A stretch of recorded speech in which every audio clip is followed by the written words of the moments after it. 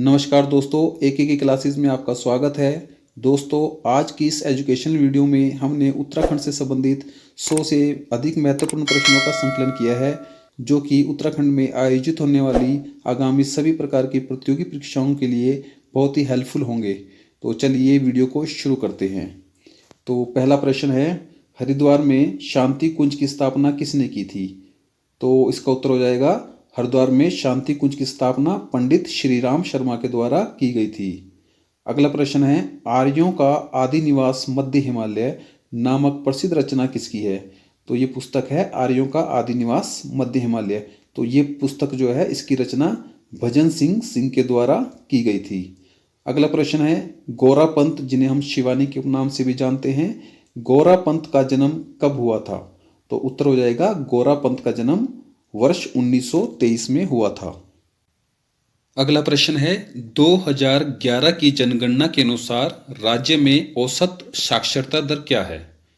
तो उत्तर हो जाएगा, 2011 की जनगणना के अनुसार राज्य में औसत साक्षरता दर जो है 78.82% है, 78.82%। अगला प्रश्न है, 2011 की जनगणना के अनुसार राज्य का सर्वाधिक नगरीकृत जिला कौन सा है? तो इसका उत्तर हो जाएगा, 2011 की जनगणना के अनुसार राज्य का सर्वाधिक नगरीकृत जिला देहरादून है। अगला प्रश्न है, 2011 की जनगणना के अनुसार वर्ष 2001 से लेकर 2011 तक के दौरान राज्य में जनसंख्या वृद्धि दर कितनी रही? तो वर्ष 2001 से लेकर 2011 तक के दौरान राज्य में जो जनसंख्या वृद्धि दर थी वो 18.81% रही। अगला प्रश्न है, 2011 की जनगणना के अनुसार राज्य में औसत लिंगानुपात कितना है? तो इसका उत्तर हो जाएगा, 2011 की जनगणना के अनुसार राज्य में औसत लिंगानुपात 963 है, मतलब प्रति 1000 पुरुषों के पीछे 963 महिलाएं हैं। अगला प्रश्न है, उत्तराखंड का जनसंख्या घनत्व कितना है? तो उत्तर हो जाएगा, उत्तराखंड का जनसंख्या घनत्व 189 व्यक्ति प्रति वर्ग किलोमीटर है। अगला प्रश्न है, उत्तराखंड में सर्वाधिक नगरीकृत जनपद कौन सा है? तो उत्तराखंड में सर्वाधिक नगरीकृत जनपद जो है वो देहरादून है। अगला प्रश्न है, उत्तराखंड के किस जनपद की जनसंख्या सबसे अधिक है? तो उत्तर हो जाएगा, हरिद्वार जनपद की जनसंख्या सबसे अधिक है। अगला प्रश्न है, उत्तराखंड के किस जनपद की जनसंख्या सबसे कम है? तो उत्तर हो जाएगा, बागेश्वर जनपद की जनसंख्या सबसे कम है।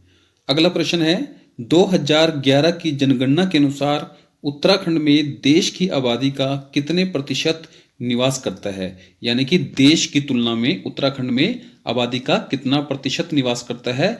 तो उत्तर हो जाएगा 0.83%। 0.83% जो आबादी है वो देश की तुलना में उत्तराखंड में निवास करती है। उत्तराखंड में महिला साक्षरता दर क्या है? तो इसका उत्तर हो जाएगा 70.70% या फिर 70%। अगला प्रश्न है, 2011 की जनगणना के अनुसार उत्तराखंड में सर्वाधिक साक्षरता दर वाला जिला कौन सा है? तो इसका उत्तर हो जाएगा, 2011 की जनगणना के अनुसार उत्तराखंड में सर्वाधिक साक्षरता दर वाला जिला देहरादून है। अगला प्रश्न है, जनगणना 2011 के अनुसार उत्तराखंड राज्य की कुल जनसंख्या कितनी है? तो 2011 की जनगणना के अनुसार उत्तराखंड की जनसंख्या कितनी है? तो इसका उत्तर हो जाएगा 1,86,292। अगला प्रश्न है, 2011 की जनगणना के अनुसार साक्षरता के मामले में उत्तराखंड का देश में कौन सा स्थान है? तो इसका उत्तर हो जाएगा, 2011 की जनगणना के अनुसार साक्षरता के मामले में उत्तराखंड का देश में 17वां स्थान है। अगला प्रश्न है, 2011 की जनगणना के अनुसार उत्तराखंड राज्य में न्यूनतम साक्षरता दर किस जिले में थी? तो 2011 की जनगणना के अनुसार उत्तराखंड में न्यूनतम साक्षरता दर वाला जिला जो था वो उधम सिंह नगर था। अगला प्रश्न है, लिंगानुपात की दृष्टि से उत्तराखंड का भारत में कौन सा स्थान है? यानी कि लिंगानुपात की दृष्टि से उत्तराखंड भारत में किस स्थान पर आता है? तो उत्तर हो जाएगा लिंगानुपात की दृष्टि से उत्तराखंड का भारत में 13वां स्थान है।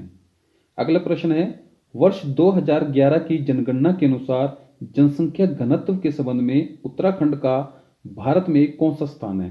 तो 2011 की जनगणना के अनुसार जो है उत्तराखंड का जनसंख्या घनत्व के हिसाब से भारत में 25वां स्थान है। अगला प्रश्न है, थारू लोग अधिकांशतः किस जनपद में निवास करते हैं? तो उत्तर हो जाएगा थारू लोग अधिकांशतः उधम सिंह नगर में निवास करते हैं। अगला प्रश्न है, थारू लोग किस त्योहार को शोक पर्व के रूप में मनाते हैं? तो उत्तर हो जाएगा थारू लोग दीपावली को शोक पर्व के रूप में मनाते हैं। अगला प्रश्न है, किस जिले में अनुसूचित जनजातियों की जनसंख्या सर्वाधिक है? तो इसका उत्तर हो जाएगा उधम सिंह नगर जो है जनपद, उसमें अनुसूचित जनजातियों की जनसंख्या सर्वाधिक है। अगला प्रश्न है, राज्य में किस जनजाति की जनसंख्या सर्वाधिक है? तो उत्तर हो जाएगा राज्य में जो थारू जनजाति है उसकी जनसंख्या सर्वाधिक है। जनसंख्या के हिसाब से थारू जनजाति जो है सबसे बड़ा जनजातीय समूह है उत्तराखंड राज्य में। अगला प्रश्न है, राजी लोग अधिकांशतः किस जनपद में निवास करते हैं? तो उत्तर हो जाएगा राजी लोग अधिकांशतः पिथौरागढ़ जनपद में निवास करते हैं। अगला प्रश्न है, चीन युद्ध जो कि 1962 में हुआ था, तो 1962 से पूर्व जो है किस जनजाति के लोग तिब्बत से व्यापार करते थे? तो उत्तर हो जाएगा चीन युद्ध से पूर्व जो है भूटिया जनजाति के लोग तिब्बत से व्यापार करते थे। अगला प्रश्न है, मौन मेला कहाँ आयोजित होता है? तो उत्तर हो जाएगा मौन मेला जौनसार में आयोजित होता है। अगला प्रश्न है, नानक सागर किस जनपद में स्थित है? तो उत्तर हो जाएगा नानक सागर उधम सिंह नगर जनपद में स्थित है। अगला प्रश्न है, उत्तराखंड में मोटर यात्रा योग्य कंडी मार्ग का खुलना महत्वपूर्ण है क्योंकि यह यात्रा दूरी को काफी हद तक कम कर देगी। तो जो उत्तराखंड में कंडी जो मार्ग है वो किस दूरी को कम करेगी? तो वो रामनगर से हरिद्वार के मध्य की जो दूरी है उसको काफी हद तक कम कर देगी। अगला प्रश्न है, कुमाऊं मोटर ऑनर्स यूनियन की स्थापना किस वर्ष हुई थी? तो इसका उत्तर हो जाएगा कुमाऊं मोटर ऑनर्स यूनियन की स्थापना वर्ष 1939 में हुई थी। अगला प्रश्न है, हिमालयन राजमार्ग परियोजना को कहां क्रियान्वित किया जा रहा है? तो उत्तर हो जाएगा हिमालयन राजमार्ग परियोजना जो है ये लोहाघाट से लेकर त्यूनी तक जो है ये परियोजना लागू की जा रही है। अगला प्रश्न है, उत्तराखंड में कुली बेगार प्रथा पुस्तक के लेखक कौन है? तो जो कुली बेगार प्रथा है उसके जो लेखक हैं वो डॉक्टर शेखर पाठक हैं। अगला प्रश्न है, कुमाऊं विश्वविद्यालय जो कि नैनीताल में स्थित है उसकी स्थापना कब की गई थी? तो उत्तर हो जाएगा कुमाऊं विश्वविद्यालय की स्थापना वर्ष 1973 में की गई थी। अगला प्रश्न है, टिहरी बांध परियोजना का 1000 मेगावाट का प्रथम चरण कब चालू किया गया था? यानी कि टिहरी बांध परियोजना का जो 1000 मेगावाट का प्रथम चरण था वो कब शुरू हुआ था? तो ये वर्ष 2006 में शुरू हुआ था। अगला प्रश्न है, राज्य की सबसे बड़ी जल विद्युत परियोजना कौन सी है? तो उत्तर हो जाएगा टिहरी जल विद्युत परियोजना जो है वो राज्य की सबसे बड़ी जल विद्युत परियोजना है। अगला प्रश्न है, उत्तराखंड का सबसे ऊंचा बांध कौन सा है? तो उत्तर हो जाएगा टिहरी बांध उत्तराखंड का सबसे ऊंचा बांध है। प्रश्न है, जोशियाड़ा से धरासू तक विद्युत परियोजना हेतु जल ले जाने के लिए निर्मित 16 किलोमीटर लंबी भूमिगत सुरंग किस नदी पर स्थित है? तो उत्तर हो जाएगा ये जो जोशियाड़ा से धरासू तक जो विद्युत परियोजना हेतु जल ले जाने के लिए जो 16 किलोमीटर लंबी भूमिगत सुरंग बनी है ये भागीरथी नदी पर बनी हुई है। अगला प्रश्न है, किसाऊ बांध उत्तराखंड के किस जनपद में स्थित है? तो उत्तर हो जाएगा किसाऊ बांध उत्तराखंड के देहरादून जनपद में स्थित है और ये जो बांध है ये टोंस नदी पर बना हुआ है। अगला प्रश्न है, उत्तराखंड में किस स्थान पर नैनी सैनी हवाई अड्डा स्थित है? तो उत्तर हो जाएगा पिथौरागढ़ जनपद में नैनी सैनी हवाई अड्डा स्थित है। भारत और किस अन्य देश के साथ महाकाली नदी जल संधि है? तो ये महाकाली जो नदी जल संधि है वो भारत और किस देश के मध्य में है? तो इसका उत्तर हो जाएगा भारत और नेपाल के मध्य में। अगला प्रश्न है, किस स्थान से कैलाश मानसरोवर सबसे कम दूरी पर स्थित है? मतलब वो उत्तराखंड का कौन सा स्थान है जहां से कैलाश मानसरोवर की दूरी कम रह जाती है? तो उत्तर हो जाएगा तवा घाट से। अगला प्रश्न है, विष्णुगाड़ पीपल कोटी जल विद्युत परियोजना किस नदी पर विकसित की गई है? तो उत्तर हो जाएगा विष्णुगाड़ पीपल कोटी जल विद्युत परियोजना जो है ये अलकनंदा नदी पर स्थित है। अगला प्रश्न है, कोटेश्वर बांध का निर्माण किस नदी पर किया जा रहा है? तो उत्तर हो जाएगा कोटेश्वर बांध का निर्माण भागीरथी नदी पर किया जा रहा है। अगला प्रश्न है, Tehri hydro electrics development corporation यानी कि टीएचडीसी, तो टीएचडीसी की स्थापना कब हुई थी? तो उत्तर हो जाएगा वर्ष 1988 में टीएचडीसी की स्थापना की गई थी। अगला प्रश्न है, हरिद्वार पर आधारित पुस्तक न्यूज इन इंडिया के लेखक कौन थे? तो जो हरिद्वार पर आधारित पुस्तक थी न्यूज इन इंडिया, इसके लेखक जॉब फ्रांसिस वाइट थे। अगला प्रश्न है, उत्तराखंड जल विद्युत निगम लिमिटेड की स्थापना कब हुई थी? तो उत्तर हो जाएगा उत्तराखंड जल विद्युत निगम लिमिटेड की स्थापना 9 नवंबर वर्ष 2001 में हुई थी। अगला प्रश्न है, राज्य वित्त आयोग के प्रथम अध्यक्ष कौन थे? तो उत्तर हो जाएगा राज्य वित्त आयोग के प्रथम अध्यक्ष आर के धर थे। अगला प्रश्न है, उत्तराखंड का प्रथम पावर हाउस अर्थात बिजली घर कौन सा है? तो उत्तर हो जाएगा उत्तराखंड का जो प्रथम पावर हाउस था अर्थात बिजली घर था वो गलोगी जल विद्युत प्लांट था। अगला प्रश्न है, राज्य में कागज का सबसे बड़ा कारखाना कहाँ स्थित है? तो उत्तर हो जाएगा राज्य का सबसे बड़ा कारखाना जो है लाल कुआं में स्थित है। अगला प्रश्न है, उत्तराखंड में भारत हैवी इलेक्ट्रिकल्स लिमिटेड यानी कि भेल किस स्थान पर स्थित है? तो उत्तर हो जाएगा जो भेल है वो रानीपुर हरिद्वार में स्थित है। अगला प्रश्न है, 108 आपातकालीन चिकित्सा सेवा किसके नाम पर है? अर्थात जो 108 आपातकालीन चिकित्सा सेवा है वो किसके नाम पर उसको लागू किया गया है? तो उत्तर हो जाएगा 108 आपातकालीन चिकित्सा सेवा जो है वो पंडित दीनदयाल उपाध्याय के नाम पर आधारित है। अगला प्रश्न है, हिंदुस्तान मशीन टूल्स यानी कि एचएमटी, तो एचएमटी की इकाई किस स्थान पर स्थित है? तो उत्तराखंड में जो एचएमटी है उसकी इकाई रानीबाग जो कि नैनीताल जनपद में है वहां पर स्थित है। अगला प्रश्न है, गढ़वाल समाचार पत्र कहां से प्रकाशित होता था? तो उत्तर हो जाएगा गढ़वाल समाचार पत्र पौड़ी गढ़वाल से प्रकाशित होता था। अगला प्रश्न है, मानवोदय काव्य की रचना किसके द्वारा की गई थी? तो उत्तर हो जाएगा मानवोदय काव्य की रचना भरत कवि के द्वारा की गई थी। अगला प्रश्न है, रुड़की इंजीनियरिंग विश्वविद्यालय ने वर्ष 2000 में देश के कौन से आईआईटी का दर्जा प्राप्त किया? तो वर्ष 2001 में रुड़की इंजीनियरिंग विश्वविद्यालय को आईआईटी का दर्जा प्राप्त हुआ और ये कौन से स्थान का दर्जा प्राप्त हुआ था यानी कि कौन से नंबर का जो है ये आईआईटी बना था? तो उत्तर हो जाएगा 7वां आईआईटी का इसको दर्जा प्राप्त हुआ था। अगला प्रश्न है, हेमवती नंदन बहुगुणा विश्वविद्यालय को केंद्रीय विश्वविद्यालय का दर्जा कब मिला था? तो उत्तर हो जाएगा 15 जनवरी वर्ष 2009 को जो एचएनबी बहुगुणा विश्वविद्यालय है उसको केंद्रीय विश्वविद्यालय का दर्जा प्राप्त हुआ था। अगला प्रश्न है, प्रसिद्ध पुस्तक मसूरी मेडले के लेखक कौन है? तो उत्तर हो जाएगा जो मसूरी मेडले पुस्तक है उसके लेखक प्रोफेसर गणेश शैली हैं। अगला प्रश्न है, देश का प्रथम कृषि विश्वविद्यालय वर्ष 1960 में कहाँ स्थापित किया गया था? तो उत्तर हो जाएगा देश का जो प्रथम कृषि विश्वविद्यालय था वो वर्ष 1960 में पंतनगर में स्थापित किया गया था। अगला प्रश्न है, गढ़वाल एंशियंट एंड मॉडर्न पुस्तक किसने लिखी थी? तो उत्तर हो जाएगा गढ़वाल एंशियंट एंड मॉडर्न पुस्तक जो है वो पातीराम के द्वारा लिखी गई थी। अगला प्रश्न है, भारतीय सर्वेक्षण विभाग का मुख्यालय कहाँ स्थित है? तो उत्तर हो जाएगा भारतीय सर्वेक्षण विभाग का मुख्यालय देहरादून में स्थित है।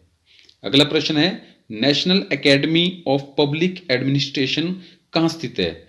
तो national academy of public administration जो है वो मसूरी में स्थित है। अगला प्रश्न है, प्रसिद्ध पुस्तक ब्रिटिश कुमाऊं गढ़वाल के लेखक कौन है? तो उत्तर हो जाएगा ब्रिटिश कुमाऊं गढ़वाल पुस्तक के लेखक डॉक्टर आर.एस. टोलिया हैं। अगला प्रश्न है, एशिया का प्रथम इंजीनियरिंग कॉलेज कहाँ स्थापित किया गया था? तो उत्तर हो जाएगा एशिया का प्रथम इंजीनियरिंग कॉलेज रुड़की में स्थापित किया गया था। अगला प्रश्न है हिमालय गजेटियर के लेखक कौन थे? तो उत्तर हो जाएगा ई एटकिंसन जो थे वो हिमालय गजेटियर के लेखक थे। अगला प्रश्न है देहरादून स्थित वाडिया संस्थान किससे संबंधित है? तो देहरादून स्थित वाडिया संस्थान जो है वो भूविज्ञान से संबंधित है। अगला प्रश्न है तुम्हारे लिए उपन्यास के रचयिता कौन है? तो उत्तर हो जाएगा इस उपन्यास के रचयिता जो हैं हिमांशु जोशी हैं। अगला प्रश्न है केंद्रीय भवन अनुसंधान संस्थान कहाँ स्थित है? तो उत्तर हो जाएगा केंद्रीय भवन अनुसंधान संस्थान रुड़की में स्थित है। प्रसिद्ध पुस्तक ब्रिटिश कुमाऊं गढ़वाल के लेखक कौन है? तो उत्तर हो जाएगा डॉक्टर आर एस टोलिया ब्रिटिश कुमाऊं गढ़वाल जो पुस्तक है उसके लेखक हैं। अगला प्रश्न है Himalayan institute hospital and trust की स्थापना किसके द्वारा की गई थी? तो उत्तर हो जाएगा हिमालयन इंस्टीट्यूट हॉस्पिटल एवं ट्रस्ट की स्थापना स्वामी राम के द्वारा की गई थी। अगला प्रश्न है भारतीय सुदूर संवेदी संस्थान कहाँ स्थित है? तो उत्तर हो जाएगा भारतीय सुदूर संवेदी संस्थान देहरादून जनपद में स्थित है। अगला प्रश्न है उत्तराखंड का सबसे पुराना विश्वविद्यालय कौन सा है?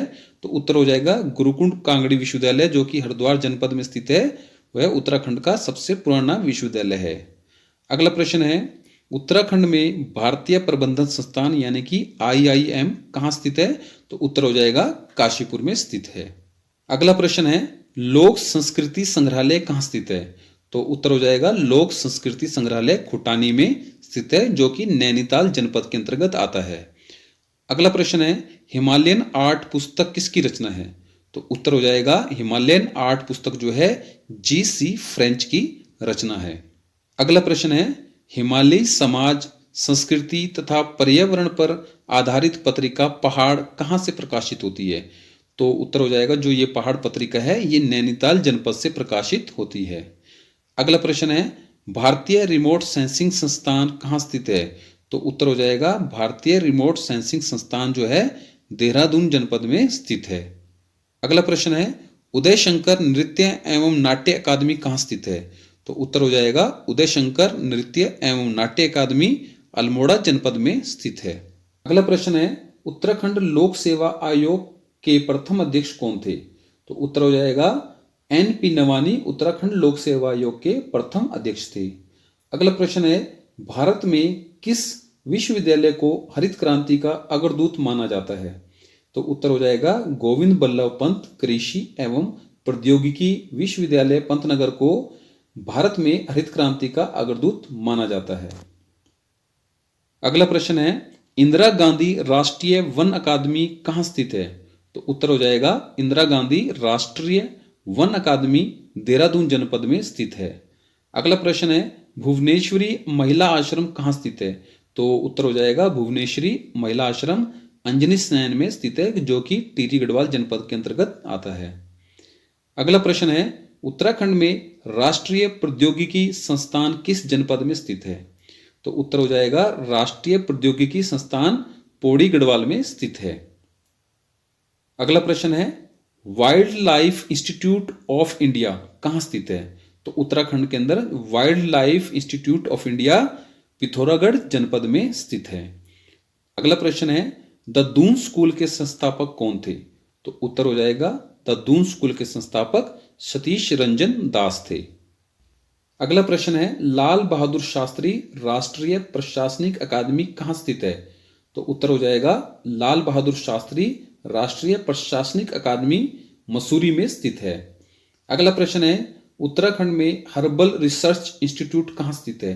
तो उत्तर हो जाएगा उत्तराखंड में हर्बल रिसर्च इंस्टीट्यूट जो है वो गोपेश्वर में स्थित है। अगला प्रश्न है उत्तराखंड में अखिल भारतीय आयुर्विज्ञान संस्थान यानी कि एम्स कहाँ स्थित है? तो उत्तर हो जाएगा एम्स जो है वो ऋषिकेश में स्थित है। अगला प्रश्न है नेहरू पर्वतारोहण संस्थान यानी कि निम की स्थापना कब हुई थी?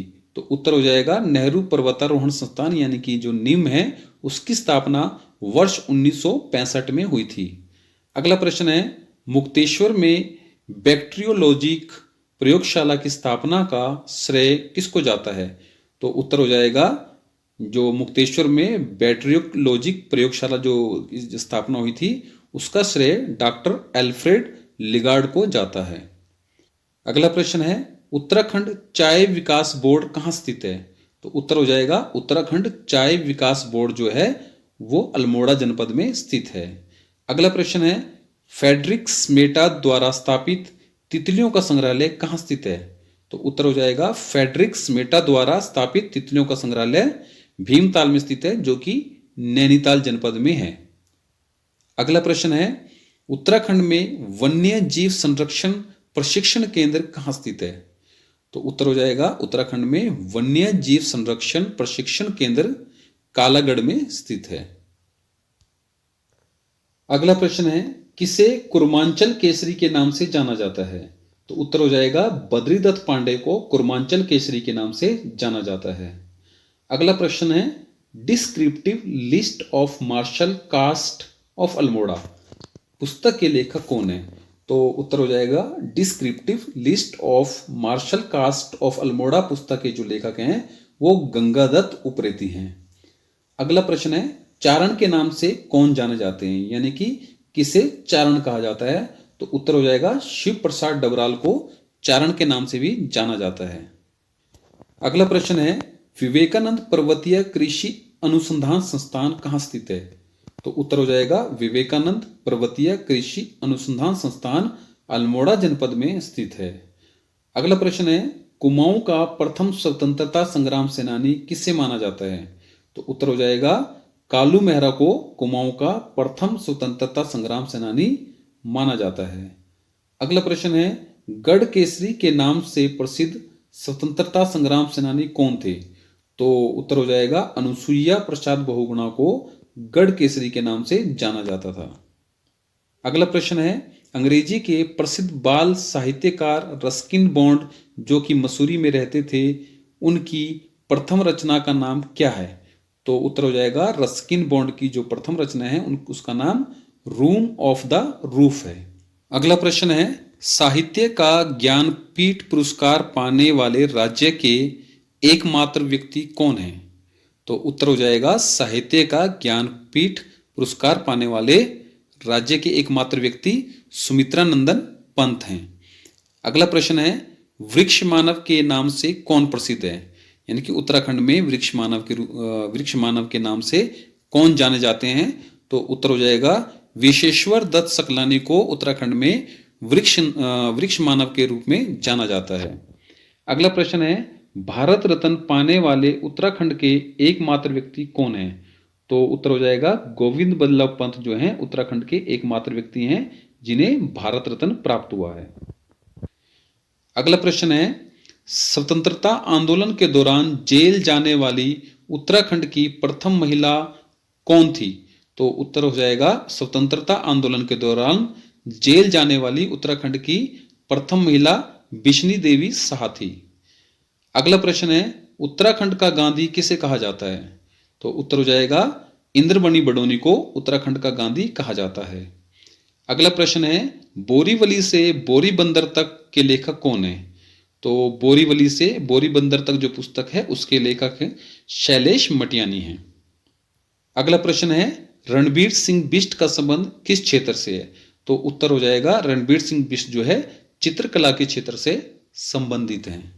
अगला प्रश्न है, गढ़वाल के इतिहास में नाक काटने वाली रानी के नाम से कौन विख्यात है? अर्थात नाक काटने वाली रानी या नक्कटी रानी के नाम से कौन विख्यात है? तो इसका उत्तर हो जाएगा रानी कर्णावती को नाक काटने वाली रानी या नक्कटी रानी के नाम से जाना जाता है। अगला प्रश्न है, पुष्पेश पंत को किस क्षेत्र में जाना जाता है?